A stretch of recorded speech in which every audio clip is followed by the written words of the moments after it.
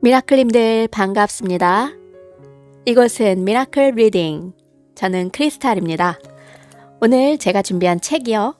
엔젤 메디슨 힐링 천사 치유입니다.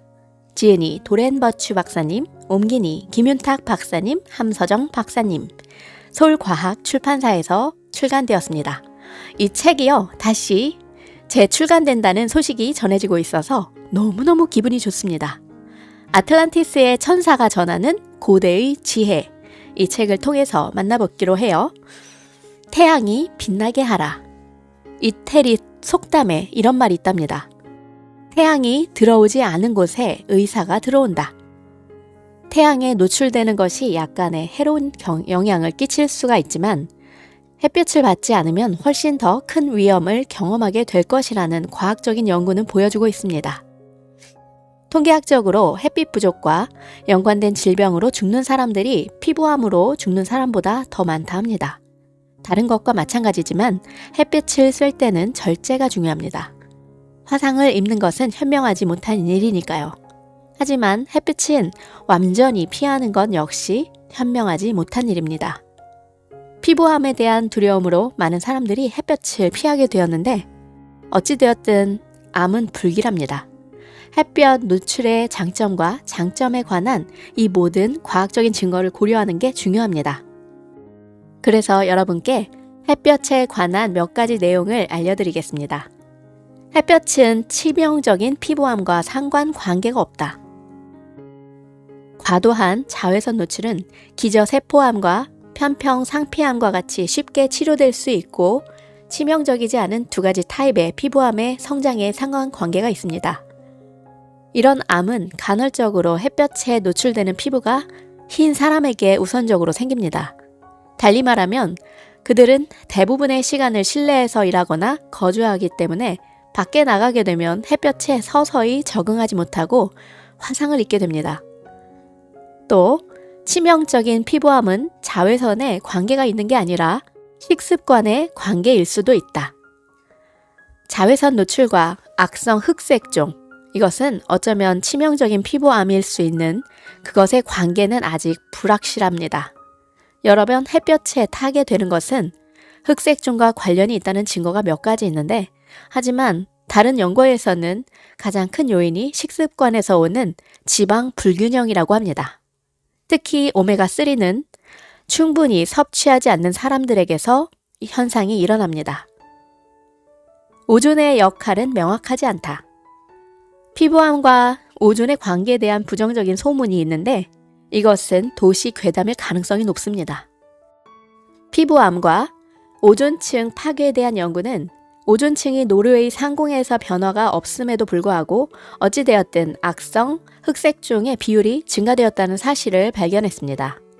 남극의 오존 구멍에 근접해 있다는 이유로 칠레의 양에게 백내장이 생긴다는 보고는 과학적으로 근거가 없는 이야기입니다. 흥미롭게도 그 이후에 진행된 칠레에서의 연구는 동물이나 인간의 건강에 이렇다 할 변화가 없다는 것을 발견했습니다. 비타민 D 결핍은 위험하다. 비타민 D가 부족한 사람들은 유방암, 대장암, 전립선암에 잘 걸린다 합니다. 그리고 심장병, 고혈압, 다발성 경화증, 간질, 골다공증 또한 비타민 결핍과 관련이 있습니다. 많은 연구가 햇볕을 잘 받지 못하는 지역에 사는 사람들 사이에서 그리고 짙은 피부를 가진 사람들, 햇볕에 피부가 노출되는 것을 막아주는 옷이나 베일을 습관적으로 입는 여인들 사이에서 비타민 D 부족 현상이 생기는 것을 보여줍니다. 이건 비타민 D 보충제를 먹는 사람들 사이에서도 마찬가지입니다. 또 다른 연구는 나이 든 여자들이 일조량이 적은 겨울 동안 비타민 D 부족 증세로 고통을 받는다는 사실도 발견했습니다. 햇볕 노출이 적어지는 것은 암과 연결이 된다. 한 연구에서는 야외에서 일하는 여인들은 실내에서 일하는 여인들보다 유방암이나 자궁암에 현저하게 걸린다는 것을 발견했습니다. 과학자들은 햇볕의 부족이 자궁암, 유방암, 대장암에 상관관계가 있는 비타민 D 부족을 가져온다는 것을 알고 있습니다. 비타민 D가 이런 종류의 암을 막아준다는 겁니다. 여러분들도 비타민 D를 충분히 복용하시기 바랍니다. 많이요. 다 소변으로 배출되기 때문에 많이 섭취하는 게 중요합니다. 계절성 정서 장애, 그것이 수백만의 사람들에게 영향을 미칩니다.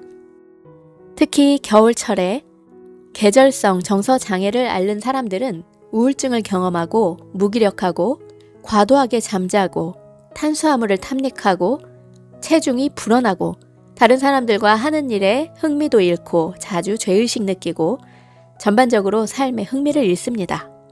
풍부한 스펙트럼의 빛에 노출될 때는 그 증상이 호전된다 합니다.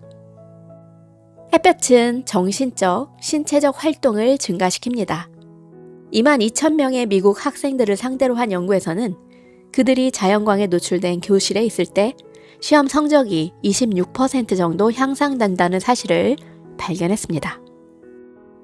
햇볕은 혈압을 낮추고 장기와 근육의 혈액 공급을 증가시키며 체조직의 산소 공급을 증가시키고 근육과 간의 글리코겐을 증가시킨다는 사실을 보여주었습니다. 이렇게 햇볕은 건강에 유익합니다. 비타민 D를 증가시키는 것뿐만 아니라 당뇨병에 유익한 인슐린 같은 효과가 있습니다. 밖에서 햇볕을 받으며 운동을 하면 젖산의 양이 줄어드는데 그러면 노동에서 오는 근육통을 줄여줄 수가 있습니다. 햇볕 노출은 또한 혈중, 콜레스테롤을 낮추고 안정시, 심박수, 혈압, 호흡률을 낮추어 스트레스에 대한 저항력을 높여주는 것으로 보입니다. 햇볕의 저자, 제인 킴에 따르면 스트레스를 받을 때 우리는 사이클릭 아데노신 1인산 회로를 너무도 많이 생산해 우리의 면역체를 손상시키고 암에 대한 저항력을 낮춘다 합니다. 이는 불포화 지방산이 높은 사람에게 특히 더 그렇습니다. 사이클릭 아데노신 1인산 회로는 햇볕 노출에 매우 민감하고 햇볕이 이것을 줄이고 파괴하는 것으로 보입니다. 햇볕은 진정 효과가 있는데 그게 바로 우리가 햇볕을 받을 때 종종 졸음이 오는 이유이기도 합니다. 햇볕은 아이들에게 유익합니다. 햇볕이 신생아, 황달을 고치고 사춘기 아이들의 뼈의 질을 높여준다는 보고가 있고 또한 임신 중에 햇볕에 노출된 엄마들이 햇볕에 나가지 않은 엄마들보다 키가 더 큰 아이들을 낳을 가능성이 높아진다 합니다.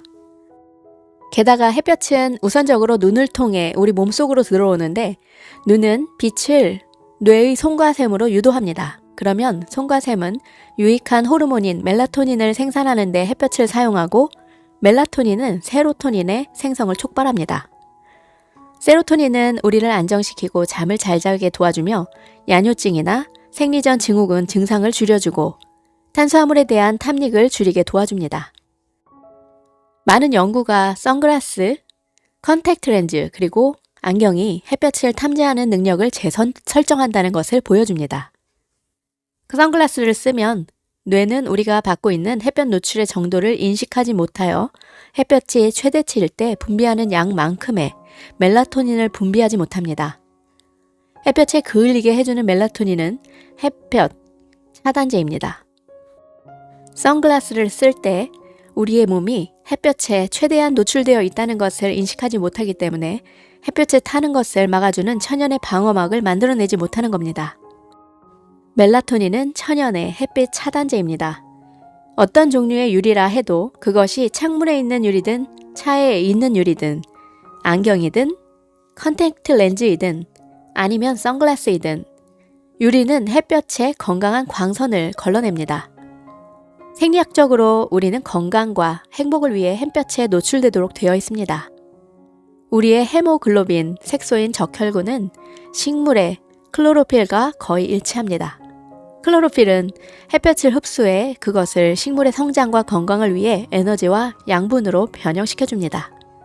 그것과 유사하게 우리의 몸은 햇볕 노출을 통해 혜택을 받습니다. 아틀란티스의 천사들은 우리가 일출과 일몰의 색깔과 빛에 노출됨으로써 이득을 보게 된다고 아주 명백하게 말합니다. 해가 떠오르는 동안 밖에 있으면 상위 차크라가 깨어나며 다가올 하루를 준비할 수 있게 활력을 준다 말했습니다. 아틀란티스의 천사들은 또한 밖에서 해가 지는 광경을 바라보며 일몰의 색깔 속에 흠뻑 젖은 것은 포근한 잠을 준비하게 해준다 말했습니다. 일몰은 낮은 차크라를 자극합니다. 일출의 색깔은 다 낮은 차크라의 따뜻한 색깔로부터 동틀 무렵 푸른 하늘색의 더 차가운 상위 차크라로 변하기 때문입니다.